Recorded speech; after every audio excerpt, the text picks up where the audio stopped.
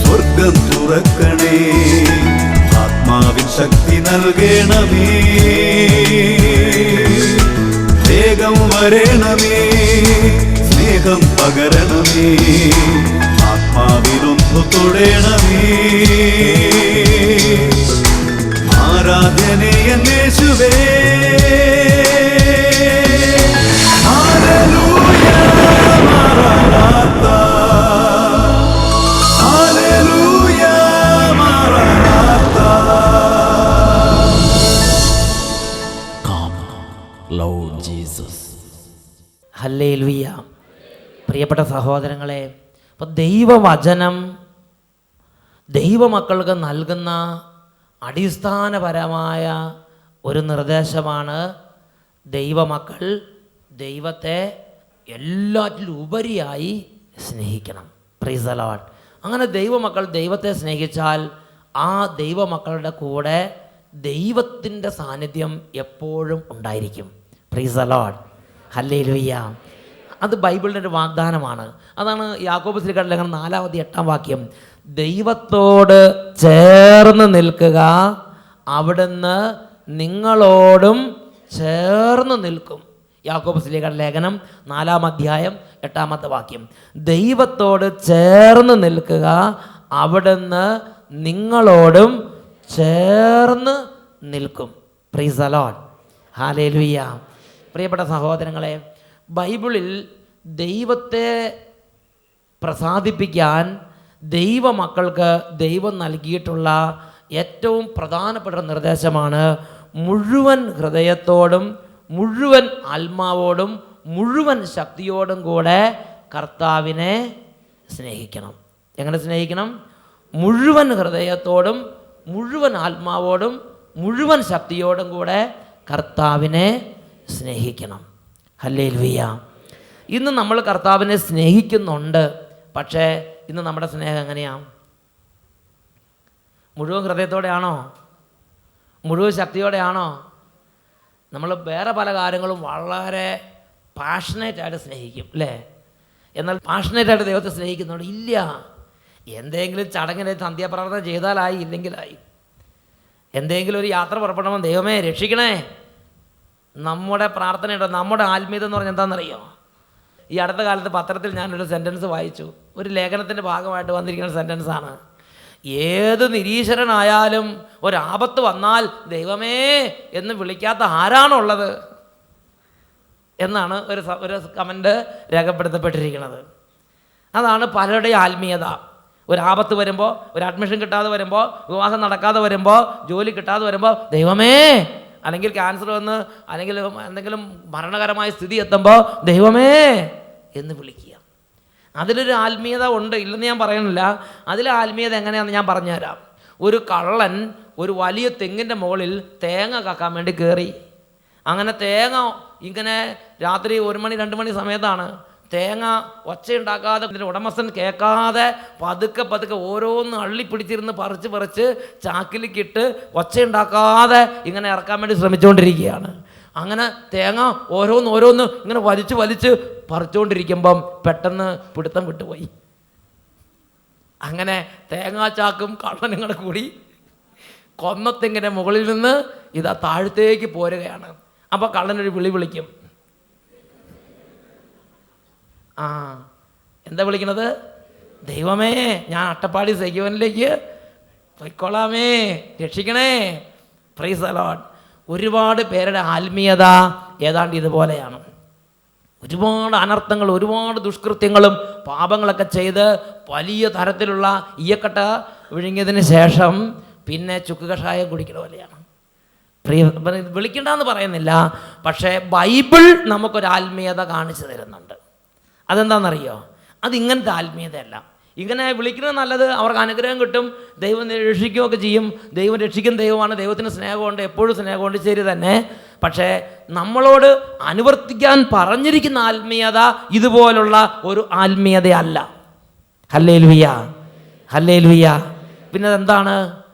ഞാനും നിങ്ങളും പാപം ചെയ്യാൻ സാധ്യതയുള്ള സമയത്തും പാപം ചെയ്യാതെ എൻ്റെയും നിങ്ങളുടെയും ഹൃദയം മുഴുവനും ഉപയോഗിച്ച് ദൈവത്തെ സ്നേഹിച്ചു കൊണ്ടിരിക്കണം.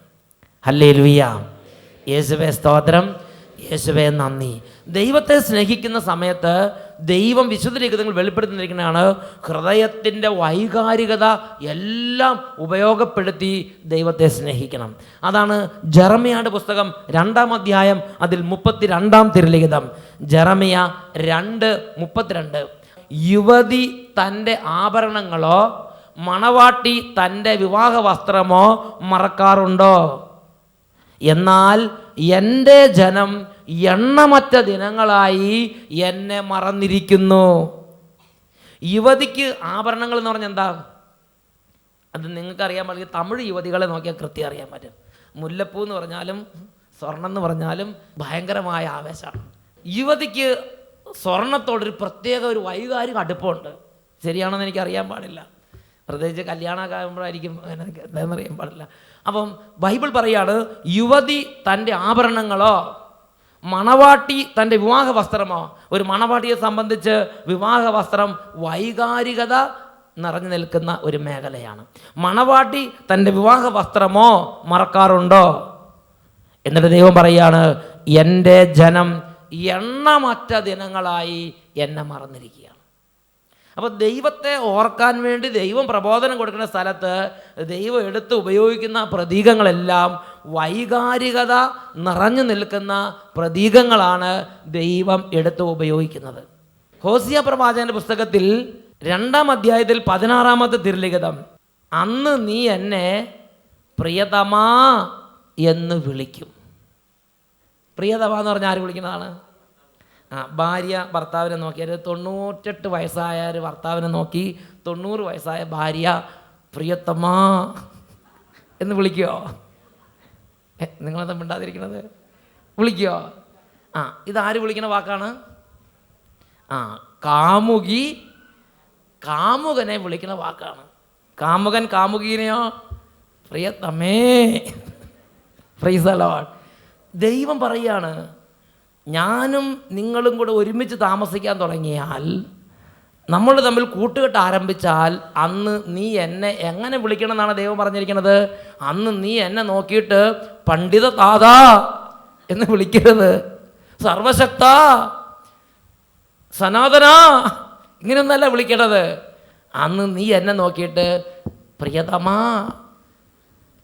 നോക്ക്, വികാരഭരിതമായ വൈകാരികത മുറ്റി നിൽക്കുന്ന വാക്ക് ഉപയോഗിച്ച് ദൈവത്തെ വിളിക്കണം. ഹല്ലേലൂയ. എങ്ങനെ വിളിക്കണം? ഭയങ്കരമായ സ്നേഹവും. ഈ വൈകാരികത എന്നൊക്കെ പറഞ്ഞാൽ പ്രിയപ്പെട്ട സഹോദരങ്ങൾ, ആത്മീയതയുടെ ഒരു അവിഭാജ്യ ഘടകമാണ് വൈകാരികത. ഇന്ന് ആത്മീയതനെ ഒതുക്കി എങ്ങനെ ആക്കിയിട്ടുണ്ട്?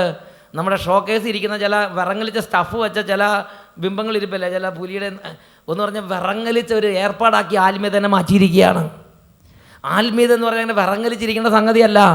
മനുഷ്യൻ്റെ മനോജ്ഞങ്ങളായ വൈകാരികത ഉൾക്കൊള്ളുന്ന ഒരു മേഖലയാണ് ആത്മീയത. ദൈവത്തിൻ്റെ അരികിലേക്ക് വരുമ്പോൾ ദൈവത്തെ ഒരു കാമുകനെ എന്നതുപോലെ പാഷനേറ്റായിട്ട് സ്നേഹിക്കണം. Price the lord. Hallelujah, hallelujah. ദൈവം തിരിച്ചു ഇങ്ങോട്ടും അങ്ങനെ തന്നെയാണ്. അത് നമ്മൾ സംശയിക്കേണ്ട. ദൈവത്തോട് നമ്മൾ കൂട്ടുകൂടി, ദൈവം നമ്മളോടും കൂട്ടുകൂടി, രണ്ടുപേരും ഒറ്റക്കെട്ടായാൽ പിന്നെ ദൈവം ഇങ്ങോട്ട് സ്നേഹിക്കുന്നത് ഒരു കാമുകൻ കാമുകീനെ എന്നതിനേക്കാൾ ശക്തമായ ഒരു സ്നേഹത്തോടു കൂടെയാണ് ദൈവം ഓരോ ആത്മാവിൻ്റെയും ജീവിതത്തിൽ ഇടപെടുന്നത്. ഹല്ലേലൂയ. ഈ കാര്യം ദൈവജനത്തിന് പഠിപ്പിച്ചു കൊടുക്കാൻ വേണ്ടിയാണ് ഹോസിയ പ്രവാചകന്റെ ഗ്രന്ഥം മുഴുവനും, അതുപോലെ തന്നെ ഉത്തമഗീതങ്ങൾ മുഴുവനും രചിക്കപ്പെട്ടിരിക്കുന്നത്. ഹോസിയ പ്രവാചകന്റെ ഗ്രന്ഥത്തിലും ഉത്തമഗീതത്തിലും ഒരു വലിയ പ്രമേയം ദൈവജനത്തിന് മുമ്പിൽ അവതരിപ്പിച്ചിരിക്കുകയാണ്. ഹോസിയ പ്രവാചകന്റെ ഗ്രന്ഥത്തിൽ അവതരിപ്പിച്ച് ഇങ്ങനെയാണ്: ദൈവവും ഒരാത്മാവും തമ്മിലുള്ള ബന്ധം ഭാര്യയും ഭർത്താവും തമ്മിലുള്ള ബന്ധം പോലെയാണ്. Price the Lord. ദൈവവും ഒരാത്മാവും തമ്മിലുള്ള ബന്ധം ഭാര്യയും ഭർത്താവും തമ്മിലുള്ള ബന്ധം പോലെയാണ്. അവിടെ ഞാൻ ചോദിക്കട്ടെ, അവിടെ ഭാര്യ ഭർത്താവ് നിൽക്കുമ്പം ഭർത്താവിനോട് സ്നേഹം പുലർത്താതെ വേറൊരു പുരുഷൻ്റെ കൂടെ വ്യഭിചാരം ചെയ്യുന്നത് ഭർത്താവ് കണ്ടാലോ എന്തായിരിക്കും സ്ഥിതി? ആ ഭർത്താവിൻ്റെ ഹൃദയത്തിൽ നല്ല സന്തോഷമായിരിക്കുമോ? ഭർത്താവിൻ്റെ ഹൃദയം വേദന കൊണ്ട് പൊടിയും അല്ലേ? അതേ വേദനയാണ് ഒരു ദൈവ പൈതൽ ദൈവത്തെ സ്നേഹിച്ചതിന് ശേഷം വീണ്ടും പാപം ചെയ്യുമ്പോൾ ദൈവത്തിൻ്റെ ഹൃദയത്തിന് നമ്മൾ ഏൽപ്പിക്കുന്ന വേദന. അവിശ്വസ്തയായ ഭാര്യ ഭർത്താവിൻ്റെ മുമ്പിൽ വെച്ച് അന്യ കാമുകന്മാരുമായിട്ട് വേശ്യാവൃത്തിയിൽ അല്ലെങ്കിൽ വ്യഭിചാരത്തിൽ ഏർപ്പെടുമ്പോൾ ആ ഭർത്താവിൻ്റെ ഹൃദയം എങ്ങനെ വേദനിക്കുമോ അതുപോലെ ഞാനും നിങ്ങളും ദൈവത്തെ അറിഞ്ഞതിന് ശേഷം വീണ്ടും ഒരു പാപം ചെയ്യുമ്പോൾ, വീണ്ടും മദ്യപാനത്തിലേക്ക് തിരിച്ചു പോകുമ്പോൾ, വീണ്ടും പുകവിലേക്ക് തിരിച്ചു പോകുമ്പോൾ, വീണ്ടും പഴയ തരത്തിലുള്ള തിന്മയുടെ ചിന്തകളിലേക്ക് തിരിച്ചു പോകുമ്പോൾ, പാപമാർഗങ്ങളിലേക്ക് തിരിച്ചു പോകുമ്പോൾ ഞാനും നിങ്ങളും ദൈവത്തിൻ്റെ ഹൃദയത്തെ കുത്തി വേദനിപ്പിച്ചിട്ടാണ് ഇറങ്ങിപ്പോണത് എന്നാണ് ഹോസിയ പ്രവാചകന ഗ്രന്ഥം നമ്മളെ പഠിപ്പിക്കുന്നത്. ഇത് ജെറമ്യ പ്രവാചകന ഗ്രന്ഥത്തിൽ 2-ാം അധ്യായം 20-ാമത്തെ വാക്യത്തിലുണ്ട്. അവിശ്വസ്തയായ ഭാര്യ ഭർത്താവിനെ ഉപേക്ഷിക്കുന്നത് പോലെ ഓ ഇസ്രായേൽ നീയും വിശ്വാസ വഞ്ചന ചെയ്തിരിക്കുന്നു. ഒരു വ്യക്തി പാപം ചെയ്യുമ്പോൾ അത് വെറും ഒരു പാപമോ അല്ലെങ്കിൽ അത് വെറും ഒരു മനുഷ്യൻ്റെ ഒരു വീഴ്ചയോ ബലഹീനതയോ ആയിട്ട് നിങ്ങൾ ചിന്തിക്കരുത്. അവിശ്വസ്തയായ ഭാര്യ ഭർത്താവിന് മുമ്പിൽ വെച്ച് അന്യപുരുഷന്മാരുമായി വ്യഭിചാരത്തിൽ ഏർപ്പെടുമ്പോൾ ഒരു ഭർത്താവിൻ്റെ ഹൃദയം എങ്ങനെ തകരുമോ അതുപോലെ തന്നെ ഞാനും നിങ്ങളും ദൈവത്തെ അറിഞ്ഞതിന് ശേഷം പാപത്തിലേക്ക് പോകുമ്പോൾ അത് ദൈവത്തിൻ്റെ ഹൃദയത്തെ കുത്തി മുറിവേൽപ്പിക്കുന്നുണ്ട്. അതാണ് ഹോസിയ പ്രവാചന ഗ്രന്ഥത്തിൻ്റെ പ്രമേയം. ഹോസിയ പ്രവാചന ഗ്രന്ഥം ദൈവമക്കളുടെ മുമ്പിൽ വരച്ചു കടന്ന ചിത്രം എങ്ങനെയാണ്? ഒരാത്മാവും ദൈവവും തമ്മിലുള്ള ബന്ധം ഭാര്യയും ഭർത്താവും തമ്മിലുള്ള ബന്ധം പോലെയാണ്. പറ, ഇത്രയും കാലം ജീവിതത്തിൽ നിങ്ങൾ ദൈവത്തിന് സന്തോഷമാണ് കൊടുത്തത്? ഇത്രയും കാലം ജീവിതത്തിൽ നിങ്ങൾ എത്ര തവണ നിങ്ങൾക്ക് ജീവനും ജീവൻ തന്ന ഈ ദൈവത്തെ കുത്തി മുറിവേൽപ്പിച്ചിട്ടുണ്ട്? ഹല്ലേലൂയ. ഈ ലോകത്തിലെ ഏറ്റവും വലിയ പാപം എന്ന് പറയുന്നത് പുണ്യം ചെയ്യാതിരിക്കുന്നതല്ല, അല്ലെങ്കിൽ എന്തെങ്കിലും സൽകൃത്യങ്ങൾ അനുഷ്ഠിക്കാതിരിക്കുന്നതല്ല. ദൈവത്തെ സ്നേഹിച്ചില്ല എന്നുള്ളതാണ് ഒരു വ്യക്തിയുടെ ജീവിതത്തിൽ ആ വ്യക്തി ചെയ്യാവുന്നതിൽ വെച്ച് ഏറ്റവും വലിയ പാപം. Hallelujah, hallelujah. പ്രിയപ്പെട്ട സഹോദരങ്ങളെ, അതുപോലെ തന്നെ ഉത്തമഗീതം എന്ന് പറഞ്ഞത് ചീത്ത പുസ്തകം ചിന്തിക്കരുത്. ഒരുപാട് പേര് ഈ ഉത്തമഗീതം എന്നുള്ള പുസ്തകം വായിക്കാതെ അടച്ചു വെച്ചിരിക്കുകയാണ്. അവർ ചിന്തിക്കുന്നത് അത് അത്ര ഗുണമുള്ള സംഗതിയല്ല, അത് എന്തോ പ്രേമത്തിൻ്റെ പുസ്തകം എന്നാണ് ചിലർ ചിന്തിക്കുന്നത്. പ്രിയപ്പെട്ട സഹോദരങ്ങളെ, ഉത്തമഗീതം രേഖപ്പെടുന്നത് മനുഷ്യന് മുമ്പിൽ അവതരിപ്പിക്കുന്നത് ഒരാത്മാവും ദൈവവും തമ്മിലുള്ള ബന്ധത്തിൻ്റെ മറ്റൊരു മുഖമാണ്. ഒരാത്മാവും ദൈവവും തമ്മിലുള്ള ബന്ധത്തിൽ ദൈവം ഒരാത്മാവിനെ കണക്കാക്കുന്നത് ഒരു കാമുകൻ കാമുകിയോടെന്നതുപോലെ, ഒരു കാമുകി കാമുകനാണെന്നതുപോലെ, ഒരു കാമുകനും കാമുകിയും തമ്മിലുള്ള ബന്ധം പോലെയാണ് ദൈവവും ഒരു മനുഷ്യാത്മാവും തമ്മിലുള്ള ബന്ധമെന്ന് ഉത്തമഗീതം ദൈവമക്കളെ പഠിപ്പിക്കുകയാണ്. അതിൽ ദൈവം ഇടപെടുമ്പോൾ, ഒരു ആത്മാവിനും ഇടപെടുമ്പോൾ എങ്ങനെ ഒരു ആത്മാവിനെ വിളിക്കുന്നത് എന്ന് രേഖപ്പെടുത്തിയിട്ടുണ്ട്. ഉത്തമഗീതത്തിൻ്റെ പുസ്തകം 2-ാം അധ്യായം അതിൽ 14-ാമത്തെ തിരുലിഖിതം. എൻ്റെ ഓമനെ, എൻ്റെ സുന്ദരി, ഞാൻ നിൻ്റെ മുഖമൊന്ന് കാണട്ടെ, ഞാൻ നിൻ്റെ സ്വരമൊന്ന് കേൾക്കട്ടെ. എൻ്റെ മാടപ്രാവേ, നീ ഒന്ന് ഇറങ്ങി വാ, ഞാൻ നിന്നെ ഒന്ന് കാണട്ടെ. നിൻ്റെ മുഖം മനോഹരമാണ്, നിൻ്റെ സ്വരം മധുരമാണ്. ദൈവം ഒരു പാപത്തിൽ നശിച്ച ഒരു ആത്മാവിൻ്റെ അടുത്ത് വന്ന് ദൈവം ആത്മാവിനെ വിളിക്കുന്നത് മഹാപാപി, കുലദ്രോഹി, ദുഷ്ട, ഇങ്ങനെയൊന്നല്ല വിളിക്കുന്നത്. മൃദുലമായ വാക്കുപയോഗിച്ചാണ് ദൈവം വിളിക്കുന്നത്. സോഫ്റ്റ് ടെൻഡർ വാക്കുപയോഗിച്ചാണ് ദൈവം ആരെ വിളിക്കുന്നത്? ഓരോ തകർന്ന മനുഷ്യനെയും വിളിക്കുന്നത്. ദൈവം ഉത്തമഗീതം 2-ാം അധ്യായം 14 മുതൽ വാക്യം കാണുന്നത് ഇങ്ങനെയാണ്: ചെങ്കുത്തായ മലയോരത്തിൻ്റെ പൊത്തുകളിൽ വസിക്കുന്ന നീ ഒന്ന് ഇറങ്ങി വാ, എൻ്റെ ഓമനെ, എൻ്റെ സുന്ദരി, എൻ്റെ മാടപ്രാവേ. അപ്പോൾ ദൈവം നമുക്ക് തകർന്ന ആത്മാവിനെ, പാപത്തിൽ തകർന്ന ആത്മാവിനെ ദൈവം വിളിക്കുന്നത് എങ്ങനെയാ? എൻ്റെ മാടപ്രാവേ എന്നാണ് വിളിക്കുന്നത്. വഞ്ചക, മഹാദ്രോഹി എന്നൊക്കെയാണ് വിളിക്കപ്പെടേണ്ടത്. പക്ഷെ അങ്ങനെ ദൈവം വിളിക്കണില്ല. എൻ്റെ മാടപ്രാവേ. ഇനി അതിനേക്കാൾ നല്ലൊരു ഒരു ടെൻഡർ വാക്കിഞ്ഞുണ്ടോ? കൊലദ്രോഹിനെ വിളിക്കുന്നതാണ് എൻ്റെ മാടപ്രാവേ, എൻ്റെ ഓമനെ. ഹല്ലേലൂയ. വേറൊരു വാക്കി പറഞ്ഞാൽ, ദൈവം ഓരോ ആത്മാവിനോടും ഇടപെടുമ്പോൾ അത്യധികമായ സ്നേഹം കൊണ്ട് തുടിക്കുന്ന ഹൃദയത്തോടെയാണ് ഇടപെടുന്നത്. Price the lord. ഹല്ലേലൂയ. വൈകാരികത മുറ്റി നിൽക്കുന്നൊരു ബന്ധമാണ് ഒരാത്മാവും ദൈവവും തമ്മിലുള്ള ബന്ധം. Price the Lord. എന്നിട്ട് ദൈവം തിരിച്ചും അങ്ങനെ തന്നെ ആഗ്രഹിക്കുന്നുണ്ട്. ഞാനും നിങ്ങളും ദൈവത്തെ സ്നേഹിക്കുമ്പോൾ വലിയ കട്ടിയായ ആർക്കും മനസ്സിലാകാത്ത ഗംഭീരമായ വാക്കുകൾ ഉപയോഗിക്കാനല്ല ദൈവം ആഗ്രഹിക്കുന്നത്. പിന്നെ എന്താ ദൈവം ആഗ്രഹിക്കുന്നത്? ചെറിയ ചെറിയ വാക്കുകൾ ഉപയോഗിക്കുക. ഹൃദയത്തിൻ്റെ ഉള്ളിൽ നിന്ന് വരുന്ന ആത്മാർത്ഥമായ വാക്കുകൾ ഉപയോഗിക്കുക. ആത്മാർത്ഥമായ വാക്കുകൾ ഉപയോഗിച്ച് ദൈവത്തെ വിളിക്കുക. ഹല്ലേലൂയ. അതാണ് ജെറമ്യാ പ്രവാചകൻ 2:19 ആദ്യം നമ്മൾ കാണുന്നത്. എൻ്റെ മക്കളോടുകൂടെ നിന്നെ പാർപ്പിക്കുന്നതിനും ഏറ്റവും ഛേദോഹരമായ അവകാശം നിനക്ക് നൽകുന്നതിനും ഞാൻ എത്രയേറെ ആഗ്രഹിച്ചു. നീ എന്നെ പിതാവേ എന്ന് വിളിക്കുമെന്ന് ഞാൻ ഒരുപാട് പ്രതീക്ഷിച്ചു. ഒരുപാട് പേർക്ക് ഇതിനെക്കുറിച്ച് അറിയാൻ പാടില്ല. എന്ത്? ദൈവവുമായുള്ള ബന്ധം എന്ന് പറഞ്ഞാൽ സന്ധ്യാപ്രാർത്ഥനയ്ക്ക് കാണാതെ പഠിച്ച കുറേ പ്രാർത്ഥന ചൊല്ലി അവസാനിപ്പിക്കുന്ന രീതിയാണ് പലർക്കും ഉള്ളത്. ഈ ധ്യാനത്തിന് ശേഷം അങ്ങനെ ആകരുത്. പ്രിയപ്പെട്ട സഹോദരങ്ങളെ, എപ്പോഴൊക്കെ സമയം കിട്ടുന്നോ അപ്പോഴൊക്കെ ദൈവത്തോട് മൃദുലമായ വാക്കുകൾ ഉപയോഗിക്കണം. അപ്പ, പിതാവേ, ദൈവമേ, അങ്ങനെയുള്ള ഒരു ഒരു ഒരു ആബ എന്നൊക്കെ പറഞ്ഞാൽ എന്താ? ഈശോ പിതാവിനെ വിളിച്ച് എങ്ങനെയാ? ആബ എന്നാണ് വിളിച്ച് പ്രാർത്ഥിച്ചത്. ആബ എന്ന് പറഞ്ഞാൽ എന്താ അർത്ഥം? The babbling of A Hebrew infant എന്ന് പറഞ്ഞാൽ സ്ഫുടമായി സംസാരിക്കാൻ പോലും കഴിയാത്ത ആ പ്രായത്തിൽ വീടിൻ്റെ സ്വകാര്യതയിൽ ഒരു ഹെബ്രായ കുഞ്ഞ് അതിൻ്റെ അപ്പനെ ഇങ്ങനെ വിളിക്കുന്ന വാക്കാണ് ആബ എന്നുള്ളത്. ആ വാക്കാണ് ഈശോ പിതാവായ ദൈവത്തെ അഭിസംബോധന ചെയ്യാൻ വേണ്ടി ഉപയോഗിച്ചത്. ഹല്ലേലൂയ.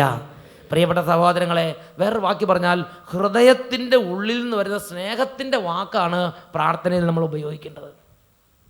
കുറെ കാണാതെ പഠിച്ച പ്രാർത്ഥന അങ്ങോട്ട് പ്രാർത്ഥിച്ചു എന്ന് വിചാരിച്ച് എല്ലാ ആത്മീയതയും പെട്ടെന്ന് അങ്ങോട്ട് പൊട്ടിവിടരുമെന്ന് വിചാരിക്കരുത്.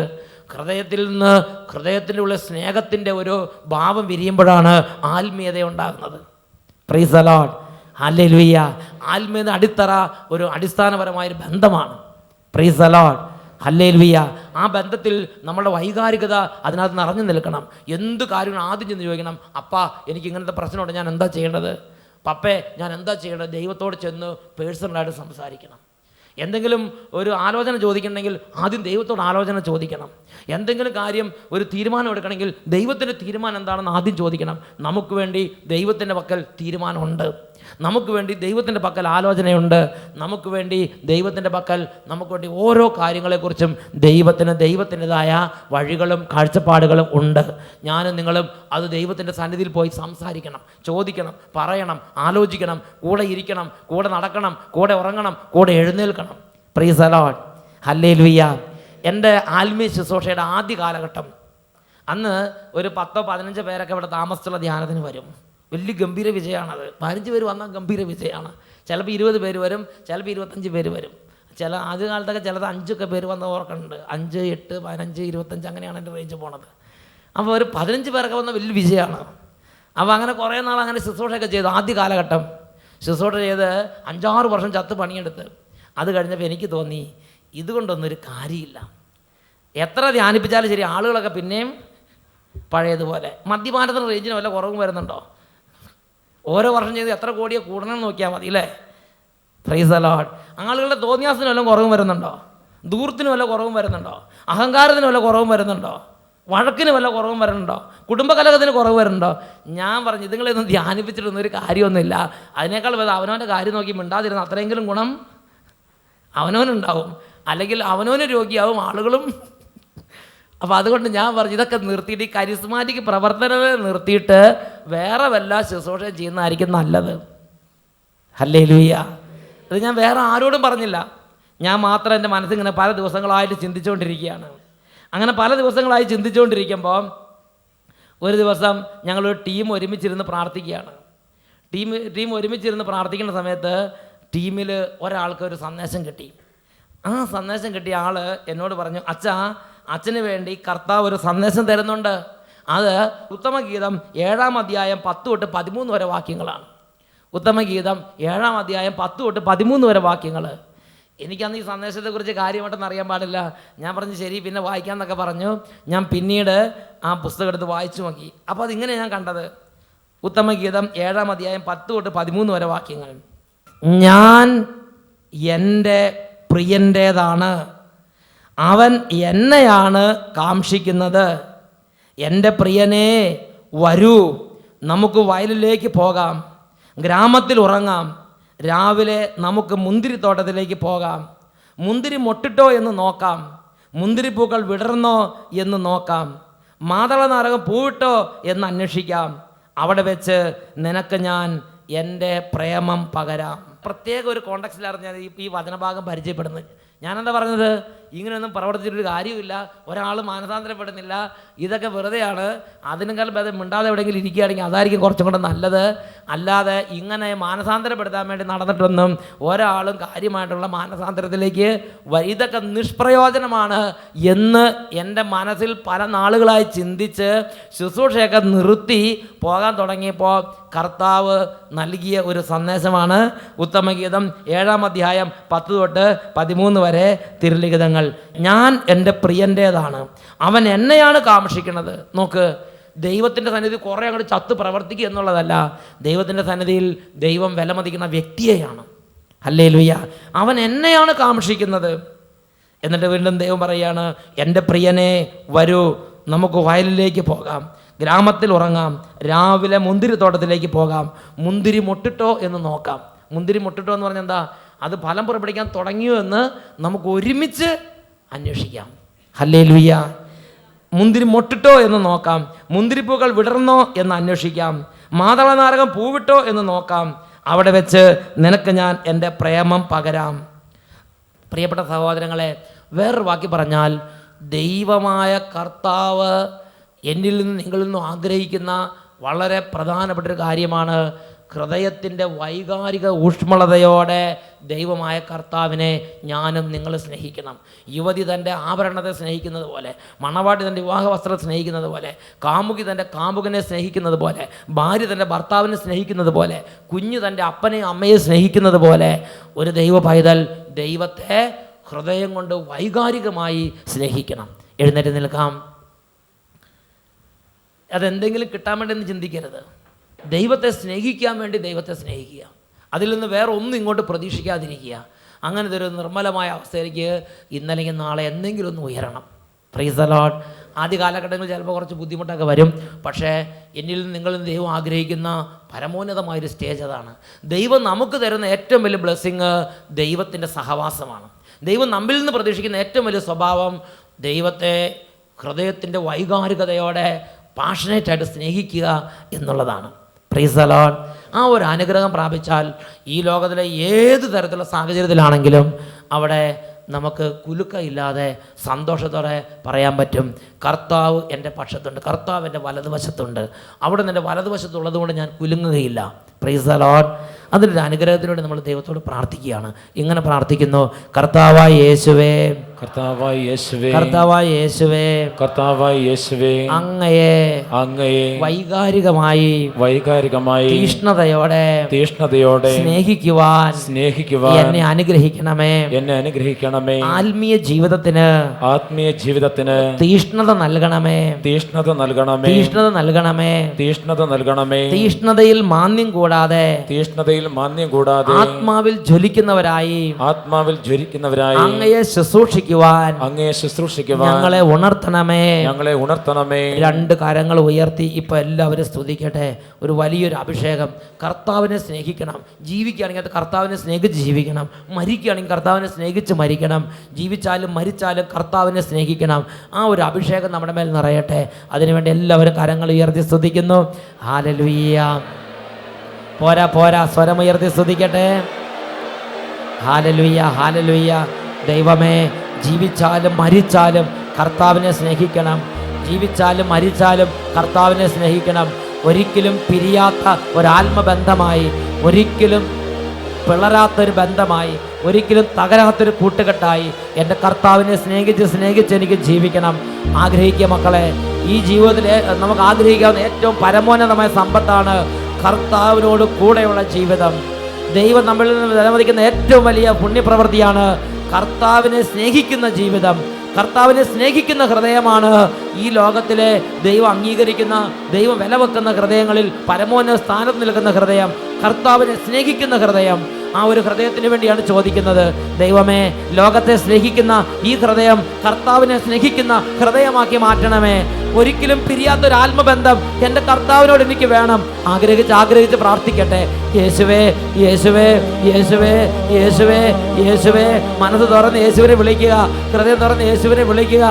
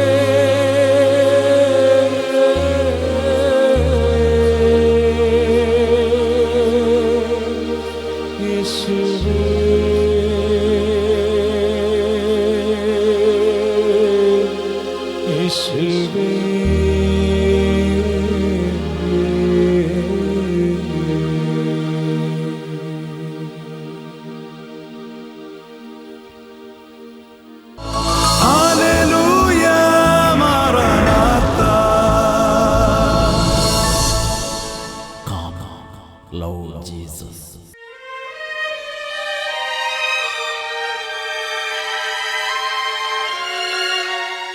ഹല്ലേലൂയ.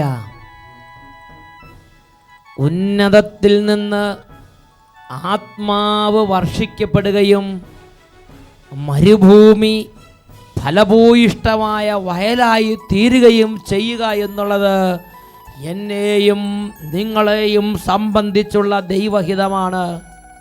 രണ്ട് കരങ്ങളും ഈശോയുടെ സന്നിധിയിലേക്ക് ഉയർത്തി, ദൈവമേ, ഓരോ നിമിഷങ്ങളിലും അങ്ങയുടെ ഇടപെടലുകൾ തിരിച്ചറിയാൻ തക്കവണ്ണം ഇന്ന് ഈ നിമിഷം ആത്മാവിനാൽ അഭിഷേകം ചെയ്യണമെന്ന് ഓരോരുത്തരും പ്രാർത്ഥിക്കട്ടെ. Hallelujah, hallelujah, hallelujah. കർത്താവായി യേശുവിൻ്റെ ശരീരത്തിൽ നിന്ന് ഇപ്പോൾ ഇടിമിന്നൽ പോലെ ദൈവശക്തി വ്യാപരിച്ചു കൊണ്ടിരിക്കുന്നു. രോഗികൾ കരങ്ങൾ ഉയർത്തി യേശുവിനെ വിളിക്കട്ടെ.